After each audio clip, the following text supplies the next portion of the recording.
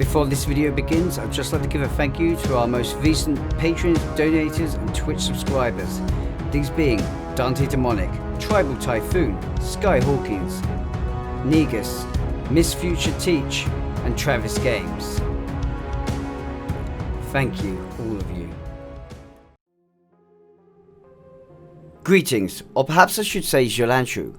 Welcome to Shadowstar.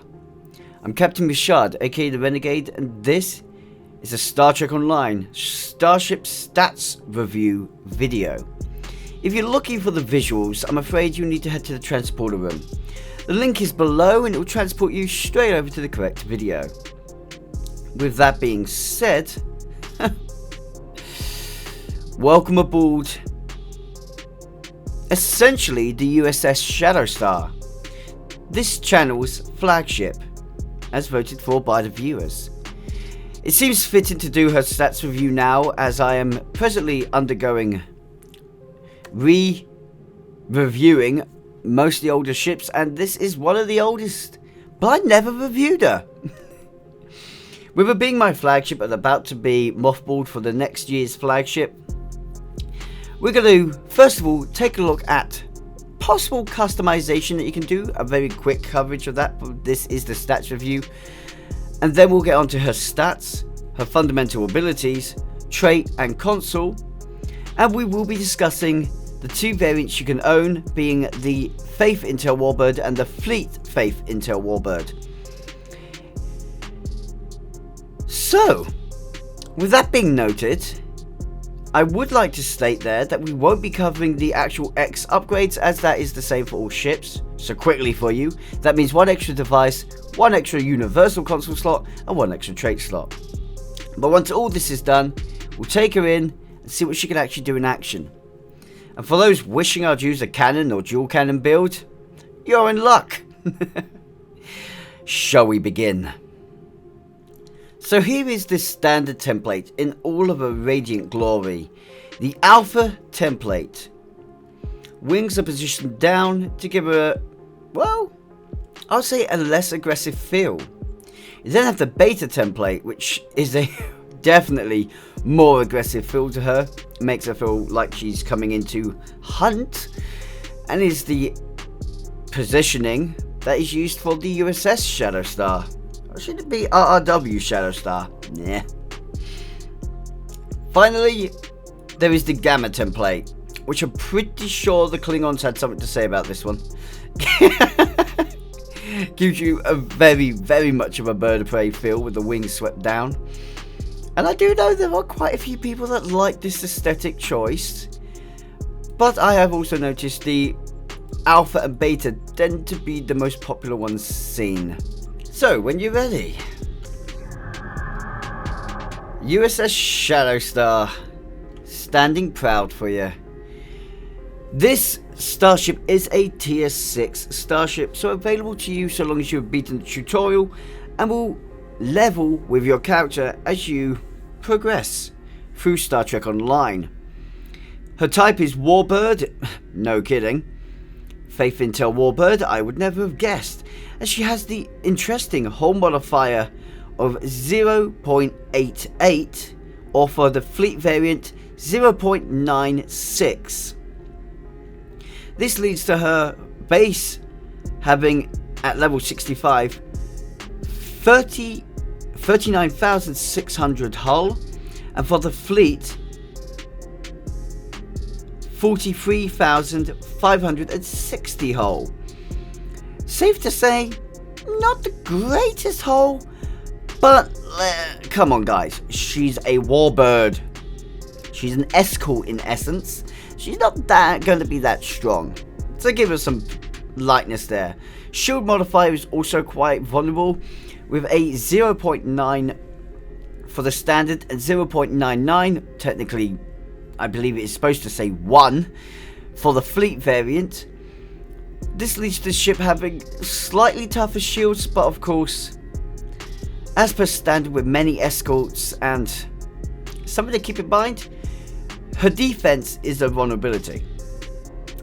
More than makes up for it with what's coming though. Her turn rate is excessively impressive, 19 for both variants, with an impulse modifier of 0.22 and inertia rating of 75.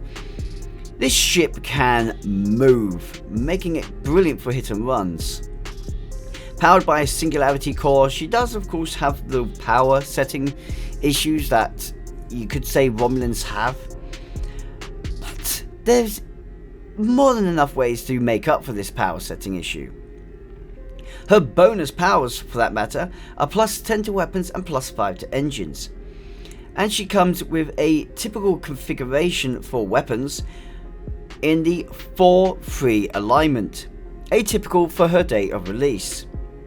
What can we say? She was released with the Delta expansion. No, she wasn't. She was released with the Romulan Legacy expansion.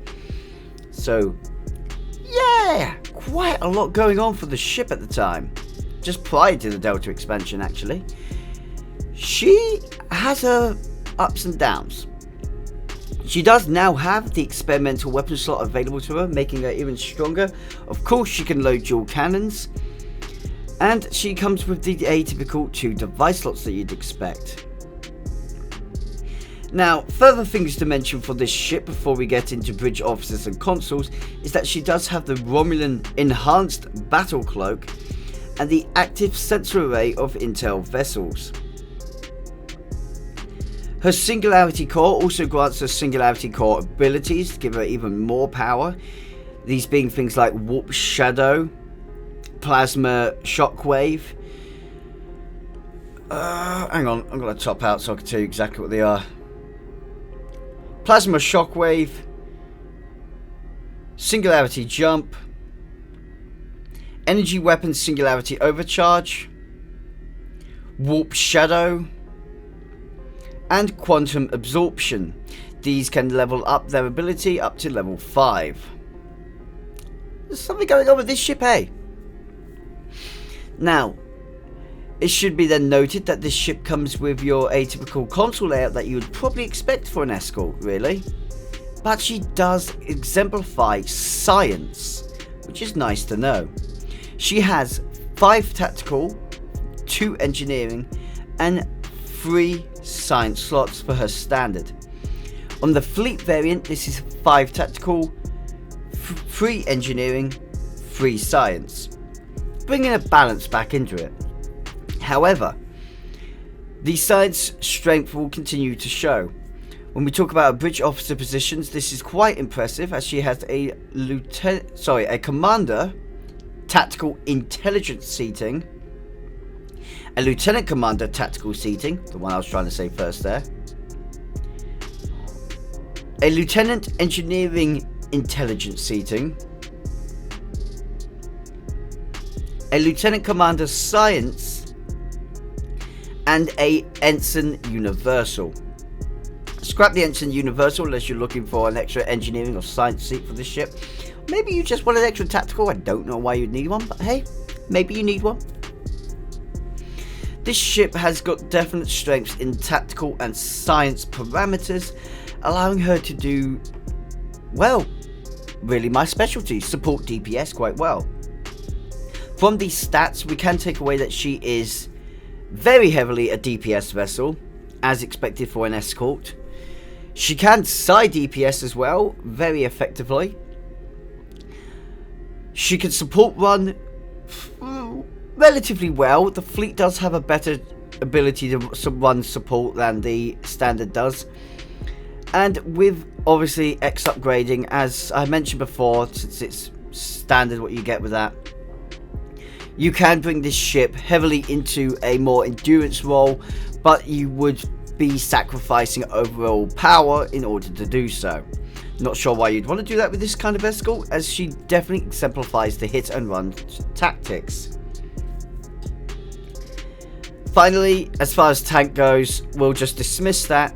Yes, an expert tank player can help this ship tank, and I've seen it done well, mostly with the Federation counterpart. But let's just say you need to be an expert to do that. Now, with all this in mind, before we get onto her trait and console, this ship costs you 3,000 Zen or 5 fleet modules. 1 fleet module if you've bought the Zen ship already. On that note, I would say she's not bad pricing. All Zen ships are about 3,000 for tier 6, so let's be fair. And what you get for that 3,000 Zen, which is essentially £20 sterling if you're English like myself, is actually quite a lot for a DPS vessel. Definitely a good entry ship into DPS too. Now, like I said, there's more to talk about here than just, well, what she can do stats wise. Don't mind me, get that off screen. We have her wonderful trait set. Hey, I made a mistake. We'll start with the console then. So the console that comes with her is quite impressive. The console universal heavy plasma lance, unfortunately locked and limited to the Faeht Intel Warbird. The Faeht Intel came out at the time when all these tier 6 consoles could only be used on the ship that they were released with. I know, Cryptic was really backwards back then. Can you imagine this on another plasma build? Well, unfortunately we never will. It does give plus 17.5 plasma energy damage, so that's an optional boost you can have for this ship if you wish for it. Of course, there are other ways to get better. You can think of certain consoles that would provide that for you. But the heavy plasma lance is hard to beat, dealing heavy plasma damage and plasma DOT vulnerability. It has a 90-degree targeting arc, dealing 11,583 plasma damage, bearing in mind that I am presently boosting the plasma damage with 6 different consoles. The ones in the tactical slot and 2 above it. Uno. And Trez. Oh, it's not that one. Oh, I'm not boosting with 6, I'm only boosting with 5. Okay, that makes a nice change for me.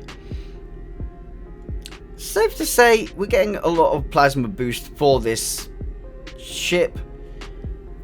You'd probably find that normally sits around 9,000 if you haven't boosted plasma. But then again, I would be questioning why you haven't. Now note, this will also inflict to the ship a vulnerability for 10 seconds, allowing you to use Intel Starship exposure vulnerabilities, which is nice, and also 175.5 plasma damage per second for 10 seconds, ignoring shields. A great way to slowly drain the enemy's health.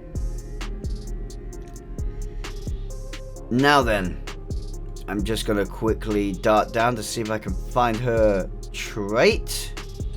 Sorry, that took me a moment to dig out there. So, the trait we're looking at is Tactical Retreat. This makes you untargetable, all threat is reduced, defense and flight speed is buffed whenever your HP is below 25. This could be useful for survivability. When reduced to less than 25% hull, plus 60% defense rating, untargetable for 2 seconds, and plus 285% flight speed strength for 10 seconds. Wow! And resets all threat to 0. This can only occur once every 60 seconds. This is really strong for players that do run a full-blown hit and run strategy. The players that take an insane level of damage because they have basically no defense but insane offensive power. This could be a trait to help them survive that, but they would probably also want to combine that with Invincible, since you're risking below 25% hull, and all that could take in a very low defense strategy is 1 torpedo to wipe you out. That being noted, still a reasonably good trait. Whether you'd want to use it these days, that's a question for yourself to ask yourself. Yeah. Wow, I can English, can't I? The trait definitely aged better than the console did. But that's safe to say. You can also currently see on screen exactly what you get with this ship, standardly speaking. Yes, she came out at the time when there was no experimental weapons. As a result, she has just the standard. Poor ship. I think we should take her into action, should we not?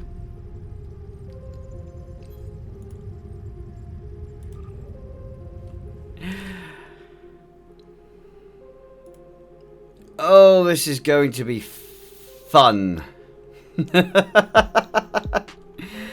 I like using this ship.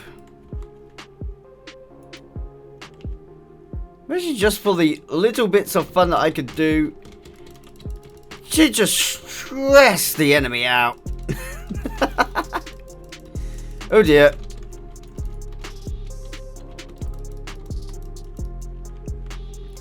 She's a powerful vessel when you want her to be. And like I said, hit and run master. I mean, I technically didn't hit and run just then, but hey ho. Ooh, Galore class. Do I hold back? Do I wait? Why do I have beam overload? Because I have one beam. Beam overload for one beam. Yeah, a year ago I really was not thinking through all my builds properly. Here we go again! Oh, where do you think you're going?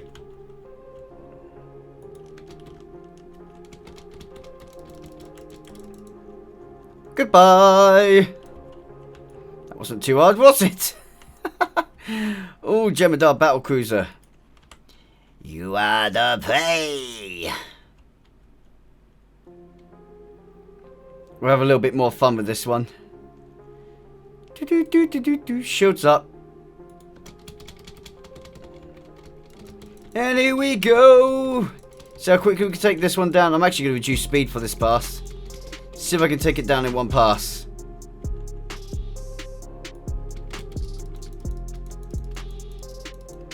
Not the fastest pass for not the fastest pass for an escort. Way too easy though. And bearing in mind I could be using other enhancement consoles that I do have equipped to make the ship even stronger still. Which is half of this ship's primary strength. Is control, focus and destroy.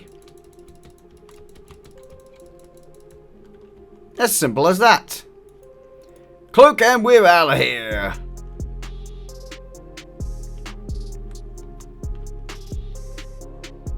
Suffice to say, there's a reason why I like this ship. It's the same reason why I like the Phantom Intel. Starfleet and the Romulans definitely got their Intel escorts right. These ships are bleeding nice to fly. Yes, they're highly specialized and that could be considered a weak spot for this vessel. I know a lot of people that will consider that its weakness. However,